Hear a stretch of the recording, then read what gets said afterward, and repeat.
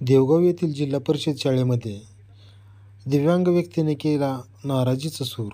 कारण या शाळेमध्ये दिव्यांगांना व्हीलचेअर अथवा कुबड्यांची सोय केलेली आढळून आलेली नाही व रॅम्प देखील नाही आहे. यामुळे या अपंग व्यक्तीने आपला नाराजीचा सूर व्यक्त केलेला आहे. लोकशाहीच्या उत्सवामध्ये दिव्यांग बंधू मात्र उपेक्षित राहिला, अशीच या व्यक्तीची प्रतिक्रिया.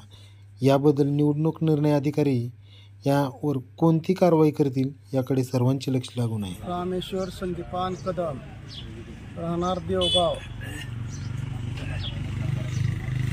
तुम्ही आज अपंग होते, अपंग म्हणून तुम्ही मतदान केलंय का? हो, केलं की.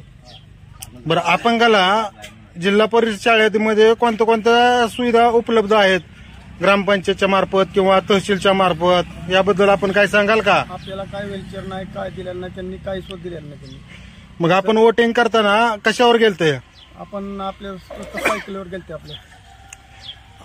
सायकलवर गेलते, बरोबर आहे, परंतु वोटिंग रूम मध्ये जाताना तुम्हाला काय व्हीलचेअरची वगैरे काही सुविधा नाही का? काय दिलेलं नाही त्यांनी. नेमकं असं कशासाठी झालं असेल? काय आता शासनाने दिलेलं नाही तर काय करायचं त्याला? शासनाने ग्रामपंचायत मध्ये दिलेलं आहे, उपलब्ध केलेलं आहे, असंच गेल्या वेळेस सांगितलं होतं. याबद्दल आपल्याला काय वाटतं? पण आपल्याला ग्रामपंचायतीनं दिलेलं आपण त्यांनी त्याची हीच केलेलं नाही त्यांनी ना, वापरच केलेला नाही. वापर केला असता तर लोक गेले असते, पण वापर केला त्यांनी दिलेलं त्यांनी तिथं खुलासा ग्रामपंचायत, त्यामुळे दिलंच नाही त्यांनी आपल्याला.